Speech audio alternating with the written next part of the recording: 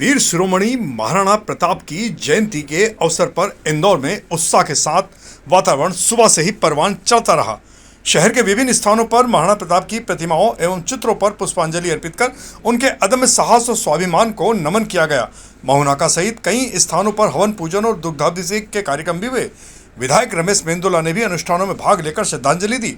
महेंद्र हरडिया, निरंजन सिंह चौहान, दीपेंद्र सोलंकी, मोहन सेंगर सहित समाजजनों ने युवाओं से महाराणा प्रताप के राष्ट्र प्रेम, त्याग और आत्मसम्मान से प्रेरणा लेने का आह्वान किया है। आज महाराणा प्रताप की देखिए, आज महाराणा प्रताप की 447वीं जयंती के अवसर पर उनको श्रद्धासुमन उनको प्रणाम करने आया था, जिन्होंने इसमें देश के अंदर हिंदुओं की रक्षा के लिए लगातार संघर्ष किया। और आज हम जिस स्थिति में हैं उसमें महाराणा प्रताप जी का बहुत बड़ा योगदान है। मैं उनके चरणों में सशक्त नमन करता हूँ।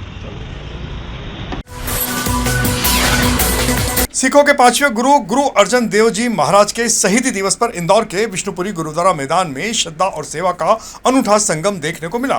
विष्णुपुरी गुरुद्वारा कमेटी के तत्वावधान में आयोजित शहीदी पूरब में बड़ी संख्या में संगत शामिल हुई। श्रद्धालुओं ने गुरु घर में मत्था टेक कर गुरु जी के बलिदान को नमन किया। स्थानीय रागी जत्थों द्वारा शबद कीर्तन प्रस्तुत किया गया, जिससे पूरा वातावरण भक्तिमय हो उठा। समाज, देश और विश्व की सुख समृद्धि एवं आपसी भाईचारे के लिए विशेष अरदास भी की गई। अभी जी बता जो है गुरु अर्जन देव जी के पर्व मनाया क्या आयोजन।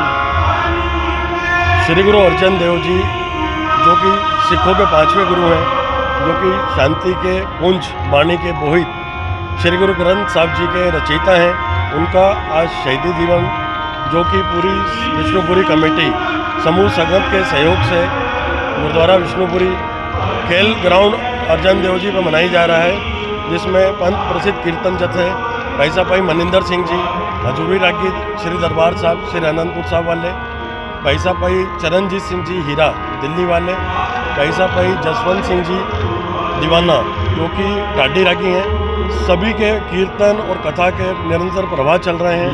यहाँ पे लंगर चल रहे हैं और पूरे शहर की संगत बड़े ही श्रद्धा और भावना से इस कार्यक्रम में भाग ले रही है। आपका नाम? इंदौर में सड़क चौड़ीकरण और मास्टर प्लान के तहत चल रही तोड़फोड़ की कार्रवाई को लेकर प्रभावित परिवारों का आक्रोश अब लगातार बढ़ता जा रहा है। सदर बाजार, जिंसी, मल्हारगंज और छावनी क्षेत्र के रहवासियों का आरोप है कि वर्षों से टैक्स जमा करने और वैध दस्तावेजों के होने के बावजूद उनकी संपत्तियों को अतिक्रमण बताकर हटाया जा रहा है। लोगों का कहना है कि विकास का विरोध नहीं, लेकिन बिना पर्याप्त समय और सुनवाई और पुनर्वास की व्यवस्था के कार्रवाई करना अन्यायपूर्ण है। प्रभावितों ने मुआवजे और पुनर्वास और नोटिस प्रक्रिया की पारदर्शिता को लेकर भी प्रशासन से तमाम जवाब सवाल किए हैं। इस लिंक रोड ये 1 या 1.5 फीट की 1 या 1.5 किलोमीटर की पूरी रोड है, जो 2 रोडों को कनेक्ट करती है बीच में से। यहाँ कोई हेवी यातायात तो है नहीं, उसके बाद भी इसको 60 के करीब 60 फीट किया, इसमें कुछ कम नहीं किया। और उसके बाद भी लोगों के 4-4, 5-5 फीट और एक्स्ट्रा उसको अंदर कर दिए। कोई पहले ही डेप्थ कम थी, यहाँ लोगों की 30 फीट 35 फीट तो मकानों की डेप्थ थी। अगर आपने 15-15, 20-20 फीट उसको तोड़ दिए तो अब 10 फीट का क्या करेगा आदमी। सर, मानने वाली तो कोई बात नहीं है। आज सत्ता में जो सरकार आई है, केंद्र से लेके एमपी में एक तरफा चुनाव जिताया, सब कुछ कराया, पर इस तरह का जो ये आप बोल रहे हैं कि इसको हम प्रगति करवा रहे हैं, विकासशील कर रहे हैं, तो इस तरीके से टैक्स वाले, रजिस्ट्री वाले घर तोड़ने का कौन सा मुद्दा उठाया जाता है। ये कहीं भी आएंगे, रात को नोटिस देंगे, सुबह आके तोड़ के चले जाते। छावनी आज 200 साल पुरानी विरासत है, वहाँ 150 साल पुरानी।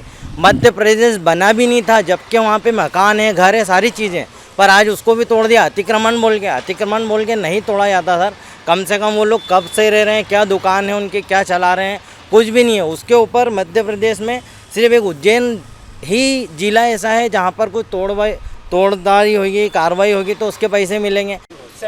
ये सरासर निगम की और हमारे इंदौर प्रशासन की दादागिरी है। संपत्ति कर पूरा लेते हैं, उसके बाद विकास के नाम पर लोगों के लीगल मकान तोड़े जा रहे हैं।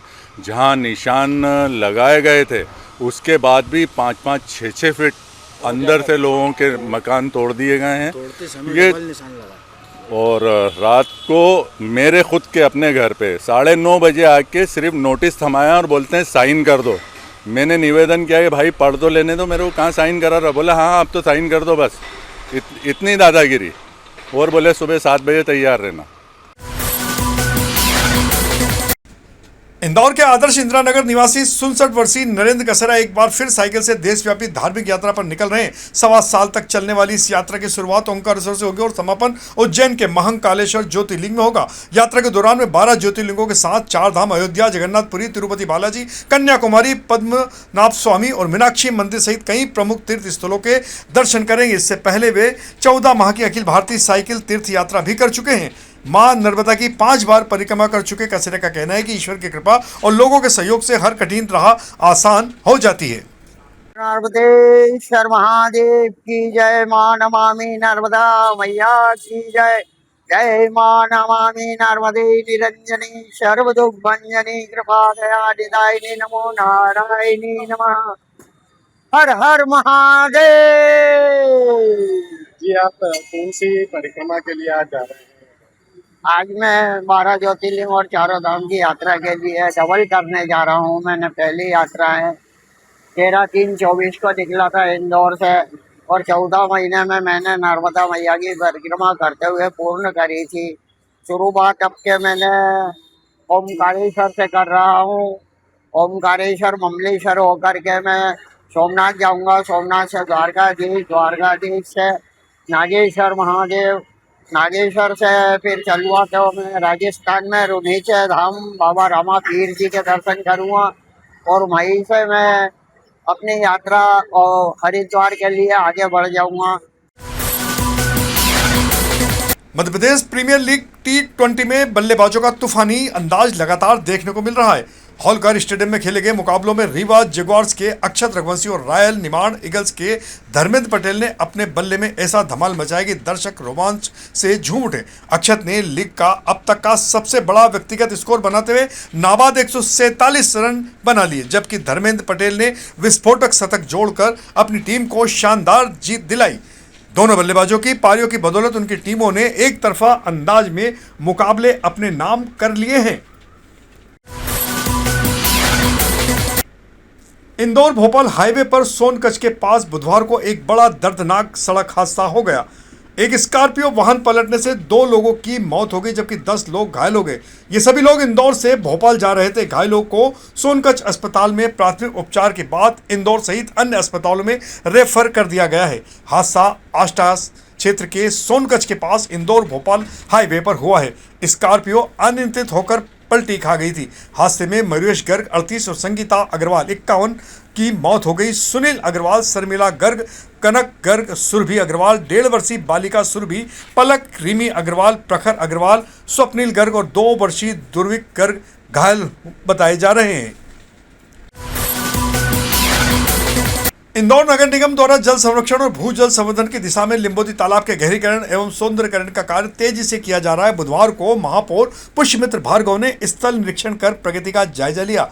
अमृत योजना के तहत करीब 5.5 करोड़ रुपए की लागत से गहरीकरण, वॉल पिचिंग और सौंदर्यकरण कार्य किए जा रहे हैं। महापौर ने कहा कि वर्षा ऋतु में तालाब की जल संग्रहण क्षमता बढ़ेगी और अतिरिक्त जल बिलावली तालाब तक पहुंचेगा, जिससे क्षेत्र के जल स्रोत मजबूत होंगे। उन्होंने बताया कि भविष्य में यहाँ बड़े पैमाने पर पौधारोपण कर इसे आकर्षक स्थल के रूप में विकसित किया जाएगा। श्री खजराना गणेश मंदिर के मास्टर प्लान के तहत गर्भगृह के मुख्य द्वार की चौड़ाई बढ़ा दी गई है। द्वार चौड़ा होने से अब एक साथ अधिक संख्या में भक्त भगवान श्री गणेश एवं अन्य विग्रहों के सुविधापूर्वक दर्शन कर सकेंगे। मंदिर प्रबंध समिति के अध्यक्ष एवं कलेक्टर शिवम वर्मा तथा प्रशासक एवं नगर निगम आयुक्त क्षितिज सिंगल के साथ हुई बैठक में लिए गए निर्णयों के अनुसार प्रथम चरण के कार्यों का क्रियान्वयन किया जा रहा है। अगले चरण में गर्भगृह के सामने स्थित सभा मंडप को करीब 2 से 2.5 फीट नीचे किया जाएगा, ताकि पीछे कतार में खड़े श्रद्धालुओं को भी भगवान के दर्शन आसानी से हो सके। वर्तमान में भीड़ के कारण पीछे खड़े भक्तों को दर्शन में परेशानियों का सामना करना पड़ता है। इसके बाद दर्शन कॉरिडोर का निर्माण भी जल्द शुरू कर दिया जाएगा। इंदौर में 21 जून को होने वाली नीट परीक्षा 2026 पुनः परीक्षा की तैयारियां अंतिम चरण में है। 57 परीक्षा केंद्रों पर 23,090 परीक्षार्थी शामिल होंगे। पुलिस कमिश्नर संतोष कुमार सिंह और कलेक्टर शिवम वर्मा ने व्यवस्थाओं का निरीक्षण किया। सुरक्षा, मेडिकल, परिवहन, बिजली, पेयजल और अभिभावकों के लिए विशेष इंतजाम किए जा रहे हैं।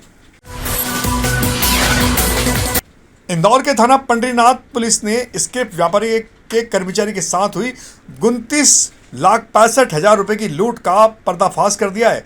800 से ज्यादा सीसीटीवी फुटेज, तकनीकी विश्लेषण और मुखबिर तंत्र की मदद से 3 आरोपियों को गिरफ्तार किया गया। पुलिस ने लूटी गई रकम में से 22,60,000 रुपए नगद, फरियादी का बैग और वारदात में इस्तेमाल सामग्री बरामद की है। मुख्य साजिशकर्ता पूर्व सैनिक निकला है, जिसने क्रिप्टो करेंसी में नुकसान और कर्ज के चलते लूट की योजना बनाई थी।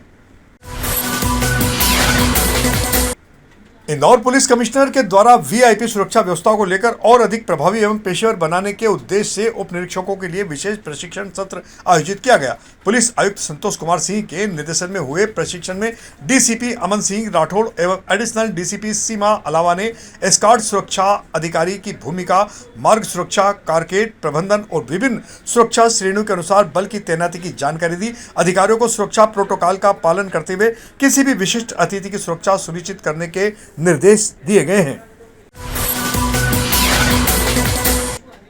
इंदौर नगर निगम के 3 पार्षदों की सदस्यता का मामला अब हाईकोर्ट की सख्ती के केंद्र में आ गया है। कांग्रेस छोड़ बीजेपी में शामिल हुए ममता सुनेर, शिवम यादव और विनीता धर्मेंद्र मौर्य की पार्षदी खत्म करने की मांग पर अब निर्णय नहीं होने पर कांग्रेस नेता सोनीला मिमरोट ने अवमानना याचिका दायर की है। सुनवाई के दौरान हाईकोर्ट ने मुख्य सचिव अनुराग जैन समेत संबंधित अधिकारियों को 1 महीने के भीतर फैसला लेने के निर्देश दिए। कोर्ट ने चेतावनी दी है कि आदेश का पालन नहीं होने पर दोबारा अवमानना याचिका की स्थिति में खर्च की जिम्मेदारी अधिकारियों की होगी। 3 पार्षद इंदौर नगर निगम के हैं। इसमें से एक शिवम यादव हैं, एक ममता सुभाष सुनेर है और एक विनीता धर्मेंद्र मौर्य हैं।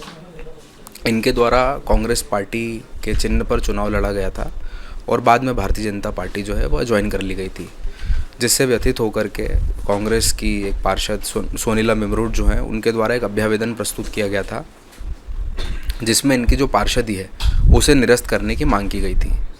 उक्त के संबंध में जब कोई निर्णय नहीं लिया जा रहा था राज्य सरकार के द्वारा, तो एक याचिका माननीय उच्च न्यायालय खंडपीठ इंदौर के समक्ष प्रस्तुत की गई। उक्त याचिका का निराकरण माननीय न्यायालय द्वारा किया गया, जिसमें कहा कि 2 माह के भीतर उक्त अभ्यावेदन पर निर्णय लिया जाना चाहिए। 2 माह से ज़्यादा जब बीत गए, करीबन 9 माह हो गए उक्त अभ्यावेदन को भी दिए हुए, ऑर्डर की कॉपी दिए हुए, तब भी कोई निर्णय नहीं लिया गया, तो अवमानना याचिका प्रस्तुत की गई और अवमानना याचिका का भी निराकरण किया गया है माननीय न्यायालय द्वारा और अधिकतम 1 माह के भीतर उक्त पूरे प्रकरण को निपटाने का कहा गया है। तो यह थी हमारी आज की प्रमुख खबरें। खबरों का सिलसिला आगे भी जारी रहेगा। इंदौर से जुड़ी ताजा और महत्वपूर्ण जानकारियों के लिए आप हमारे दोपहर न्यूज चैनल से लगातार जुड़े रहने के लिए सबसे पहले इसे सब्सक्राइब करिए। यदि आपके पास भी कोई महत्वपूर्ण खबर या जानकारी हो तो आप दोपहर न्यूज चैनल पर दिए गए नंबर के आधार पर संपर्क कर सकते हैं। धन्यवाद।